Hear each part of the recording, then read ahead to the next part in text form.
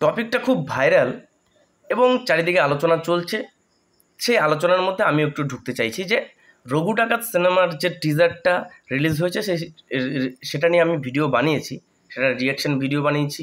এবং রঘু ডাকাতের যে টিজারে মেগাস্টার হিসেবে দেবকে একটা ট্যাগ দেওয়া হয়েছে, সেইটা নিয়েও বিশাল জলঘোলা তৈরি হয়েছে এবং সেটা নিয়েও ভিডিও বানিয়েছি। তো তোমরা চাইলে আমার চ্যানেলে রয়েছে, সেগুলো তোমরা দেখতে পারো, সেই ভিডিওগুলো রয়েছে। এবার কথা হচ্ছে আরেকটা জোর কদমে চলছে, সবাই ভিডিও বানাচ্ছে, আমিও বানাচ্ছি। সেটা হচ্ছে এআই। যে টিজারের মধ্যে অনেকগুলো এআই শট দেখা গেছে। হ্যাঁ, কেউ মানতে দ্বিধা করবে না, কেউ অমান্যও করতে চাইবে না যে এআই শট দেখা যায়নি, এটা কেউ বলতে চাইবে না। অবশ্যই এআই শট ব্যবহার করা হয়েছে, কিন্তু এআই ব্যবহার করা হয়েছে এটাতে কি খুব একটা অপরাধ হয়ে গেছে?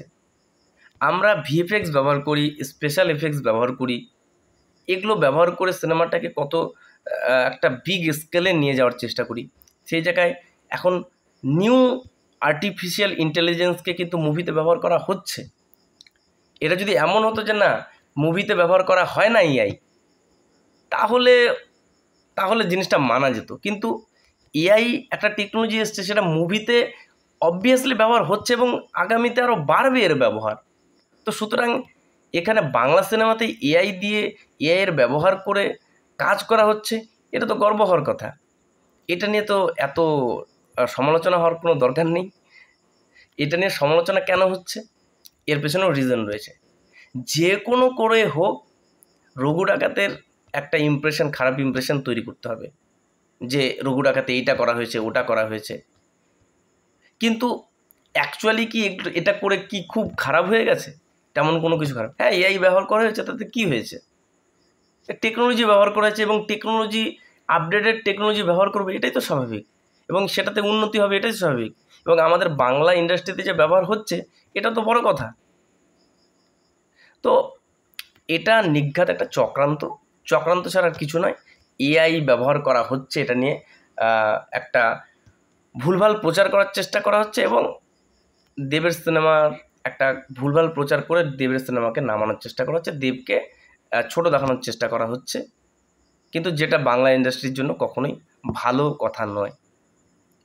বাংলা ইন্ডাস্ট্রির উন্নতির জন্য দেবের সিনেমার হিট হওয়াটা খুব জরুরি। এটা মন থেকে বলছি, দেব ফ্যান হয়ে বলছি না, এটা মন থেকে বলছি।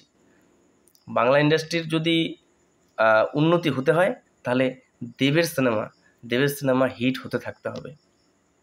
নইলে বাংলা ইন্ডাস্ট্রির সিনেমার উন্নতি থেকে অবনতির দিকে যাবে। জিতের সিনেমাও হিট হোক, এবং তাহলে এই ইন্ডাস্ট্রি আরও উন্নততর জায়গায় যাবে। তো দুজন সুপারস্টার রয়েছে, দেব, জিৎ। এদের সিনেমা যখনই রিলিজ হবে, এদের সিনেমা যেন হিট হয়। কেউ কারো ফ্যান কাউকে যেন টেনে হেঁচড়ে নিচে নামানোর চেষ্টা না করে। দুজনই দুজনের কাজে লাগবে। দুজন সুপারস্টারের ফ্যানরা দুজন সুপারস্টারেরই কাজে লাগবে। এমন নয় যে জিতের সিনেমা হিট হয়ে গেল বলে দেবের ক্ষতি হয়ে গেল, এমন নয় যে দেবের সিনেমা হিট হয়ে গেল বলে জিতের ক্ষতি হয়ে গেল। দেবের সিনেমা হিট হলে জিতের সিনেমারও বাজারটা বাড়বে, কারণ টলিউড ইন্ডাস্ট্রির সিনেমা হিট হচ্ছে। তো এই দিকে কিন্তু নজর রাখতে হবে। যাই হোক, ভুলভাল জিনিসের মধ্যে না গিয়ে, জিনিস হচ্ছে এআই ব্যবহার করেছে, বেশ করেছে, এটাই আমার মত। তোমাদের কি মনে হয় তোমরা তোমাদের মতটাকে কমেন্ট বক্সে জানাও। আমি বারবার বলি, গণতান্ত্রিক দেশ, সবার মত জানানোর অধিকার রয়েছে। তোমরা তোমাদের মতটাকে কমেন্ট বক্সে জানাও, দেরি করো না। আর ভিডিওটাকে ভালো লাগলে শেয়ার করো, এটাই চাইবো। আজকের জন্য টাটা।